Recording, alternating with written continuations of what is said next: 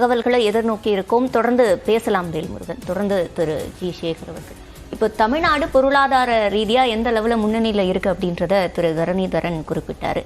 இது தொடர்பா தொழில்துறை அமைச்சர் குறிப்பிடும் போது இது திராவிட மாடலோட சாதனை அப்படின்னு சொல்றாரு. அந்த வகையில பார்க்கும்போது இந்த முதலீட்டாளர் மாநாடு அப்படின்றது முழுமையான பயனை அளிக்கிறதா, இதனால தனிநபருக்கு பயன் இருக்கிறது? அதாவது கவர்மெண்ட்டோட பாலிசி 1 ட்ரில்லியன் எக்கனாமிங்கிறது ஒரு செட் த கோல் வச்சு பண்ணிகிட்ருக்கோம். இப்போ 2வது மாநாடு, இது 3வது உலக மாநாடு, 5.5 லட்சம் கோடி இன்வெஸ்ட்மெண்ட் எதிர்பார்க்குறோம். இதெல்லாம் நல்லா இருக்குது. இதில் உண்மை என்ன தெரிஞ்சுக்கணும் அப்படின்னா, இதெல்லாம் இந்த டிவியில் ரிமோட் ஆன் பண்ணுற மாதிரியோ இல்லை கரண்ட்டில் சுவிட்ச் போடுற மாதிரியோ நடக்காது. இன்றைக்கி 5.5 லட்சம் கோடி இன்வெஸ்ட்மெண்ட் வரணும் அப்படின்னா, இன்றைக்கி 2024 நம்ம ஜனவரியில் இருக்கோம். இதில் ஃபஸ்ட்டு 1% ஒரு 5000 கோடி வரத்துக்கே 6 மாதத்துலேருந்து 1 வருஷம் ஆகும்.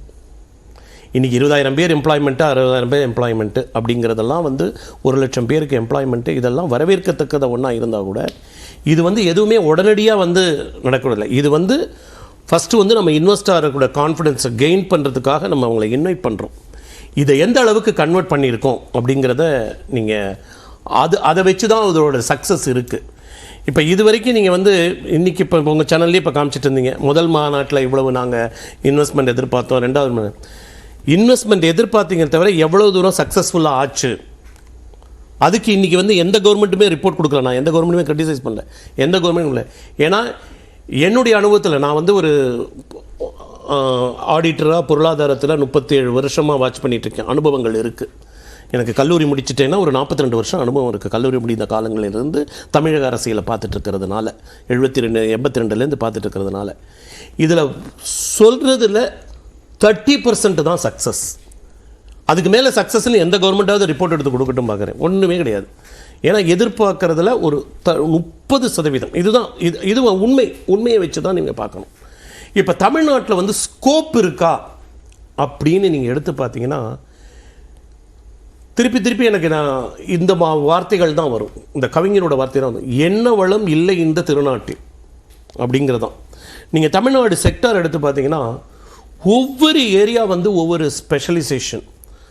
ஆனால் அதில் இந்த 5 ஆண்டு ஆட்சிகளில் கான்சன்ட்ரேட் பண்ணி டெவலப் பண்ணாமல் போனதுனால, ஒரு சிறிய உதாரணத்துக்கு சொல்லிக்கிறேன். இன்றைக்கி வடநாட்டில் காசி காரிடருங்கிறாங்க, உஜ்ஜைன் காரிடருங்கிறாங்க, டெவலப்மெண்ட்லாம் கொண்டு வராங்க.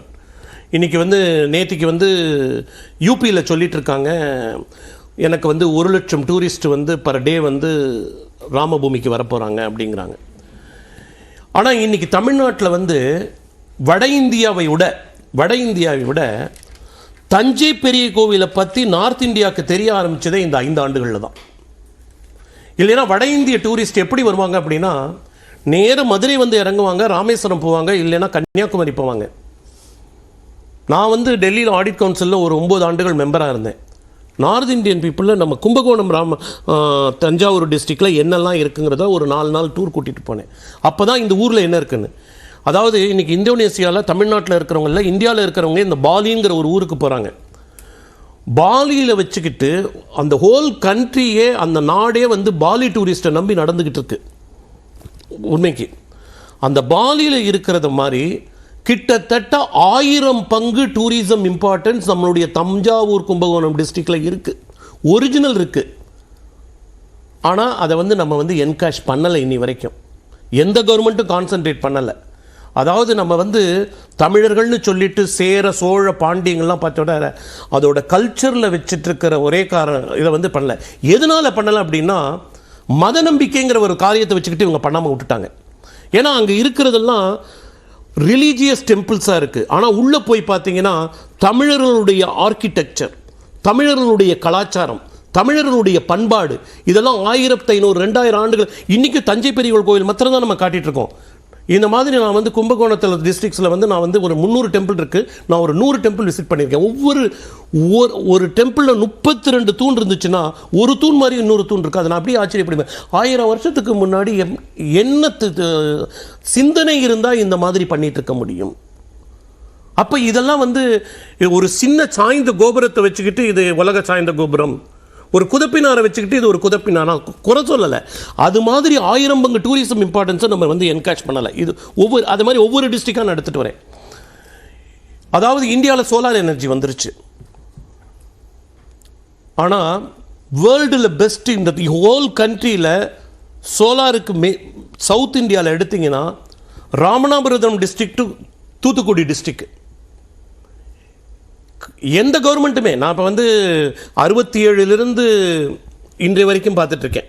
ஏன்னா எந்த கவர்மெண்ட்டுமே இந்த சோலார் எனர்ஜி எப்போ வந்து கான்செப்ட் வந்துச்சோ மற்ற மாநிலங்கள் கான்சென்ட்ரேட் பண்ணுவாங்க. நீங்கள் வந்து இன்றைக்கி வேணாலும் சொல்கிறேன், சோலார் எனர்ஜிக்கு பெஸ்ட் பிளேஸு இப்போ தான் அதை ஆரம்பிக்கிறாங்க. எவ்வளவு லேட்டாக 19, 20, 18, 19க்கு அப்புறம் தான் அந்த ஏரியாவில் கான்சன்ட்ரேஷனு.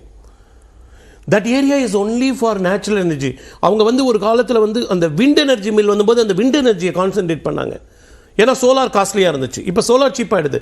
சோலார் சீப்பானதுக்கு அப்புறமே மற்ற மாநிலங்களில் கான்சன்ட்ரேட் பண்ண அளவுக்கு அந்த ஏரியாவில் பண்ணலை. இது ஒரு சைடு. அதாவது தமிழ்நாடு எடுத்துகிட்டு பார்த்தீங்கன்னா ஒவ்வொரு ஏரியாவும் ஒன்று ஸ்பெஷலைசேஷன். நீங்கள் என்ன சிவகாசி, ராமநாதபுரம், விருதுநகர் டிஸ்ட்ரிக்ட், நீங்கள் இந்த மாவட்டங்கள் எடுத்து பார்த்தீங்கன்னா இங்கே வந்து ஆதி காலத்துலேருந்தே கிராக்கர்ஸ் அண்ட் பிரிண்டிங். இவங்க ஆதி காலமே அந்த ஊர்க்காரங்களாம் போய் கற்றுட்டு இருப்பீங்கன்னா கொஞ்சம் சைனா கிராக்கர்ஸை ஸ்டாப் பண்ணுங்க, நாங்கள் வந்து டெவலப் பண்ணிக்கிறோம் அப்படிம்பாங்க. It is an industry. கிட்டத்தட்ட வந்து அந்த சவுத் தமிழ்நாடுல நேர்முக வரியோ மறைமுக வரியோ கட்டக்கூடிய மாவட்டங்கள்னு எடுத்தீங்கன்னா அந்த விருதுநகர் சிவகாசி டிஸ்ட்ரிக்ட்லேருந்து அங்கே இருக்கிற ஸ்மால் ஸ்கேல் இண்டஸ்ட்ரியிலேருந்து அந்த காலத்தில் எக்ஸைஸ் டியூட்டி இருந்த காலத்துலேருந்தே அங்கெல்லாம் தனியாக ஒரு அசிஸ்டன்ட் கமிஷனர் லெவலில், நான் ஐம் டாக்கிங் அபவுட் 30-40 வருஷத்துக்கு முன்னாடி வச்சுருந்தாங்க. அந்த அளவுக்கு ரெவென்யூ ஜெனரேட்டிங் ஏரியா. அதாவது இப்போ இருக்கிற இலக்கில் வந்து 30% அப்படின்றது தான் அட்டைனபிளாக இருக்குது. அதுவே ரொம்ப ஜாஸ்திமா, அதுவே ரொம்ப ஜாஸ்தி. ஆனால் இவங்க ஏரியா வைஸில் அந்தந்த ஏரியாவுக்கு ஏற்ற மாதிரி இவங்க என்ன பண்ண போகிறாங்க. நாங்கள் வந்து இங்கே செமிகண்டக்டர் கொண்டு வரோம், ஹை லார்ஜ் ஸ்கேல் இண்டஸ்ட்ரி கொண்டு வரோம். இந்திய பொருளாதாரத்தை பொறுத்தவரை அன்றைக்கி என்கிட்ட இருக்கிற ஸ்டாட்டிஸ்டிக்ஸை சொல்லிடுறேன். அரசாங்கம், மத்திய மாநில அரசாங்கத்தில் இருக்கிற இந்த 140 கோடி மக்களில் மத்திய மாநில அரசாங்கத்தில் இருக்கிறவங்க எம்ப்ளாய்மெண்ட் வந்து லெஸ் தென் 2 crore பீப்புள். 2 கோடிக்கு கீழே தான். அது எல்லா மாநிலங்களையும் சேர்த்துக்கிறேன், மத்திய அரசையும் சேர்த்துக்கிறேன். ப்ரைவேட்டில் இருக்கிற எம்ப்ளாய்மெண்ட், அதாவது ஆர்கனைஸ்டு செக்டார், அன்ஆர்கனைஸ் செக்டாரில் போல ஆர்கனைஸ் செக்டார் இன்னொரு 6 கோடி, 8 கோடி மக்களில் தான் இன்றைக்கி எம்ப்ளாய்மெண்ட். 140 கோடி மக்களில் அதில் அன்எம்ப்ளாயபிள்ஸ் பீப்புள்னு ஒரு 30% எடுத்துட்டீங்க, யங்ஸ்டர்ஸ், எல்டர்ஸ் அப்படின்னு எடுத்துக்கிட்டோன்னா கூட எம்ப்ளாயபிள் ஸ்கில் இருக்கிறவங்க 80 கோடி மக்களில் 8 கோடி மக்கள் பார்த்துக்கணும் அன்ஆர்கனைஸ் செக்டார். அப்போ the other area of development where considering our population, அதில் என்ன அளவுக்கு ஃபோக்கஸ் பண்ண போகிறாங்கிறத வச்சு தான் இந்த டெவலப்மெண்ட் இருக்கணும். தொடர்ந்து முதலீட்டாளர்கள் மாநாடு 10 மணி அளவில் தொடங்கப்பட இருக்கிறது. இது தொடர்பான இந்த கலந்துரையாடலை தொடர்ந்து பார்க்கலாம் சிறிய இடைவேளைக்கு பிறகு.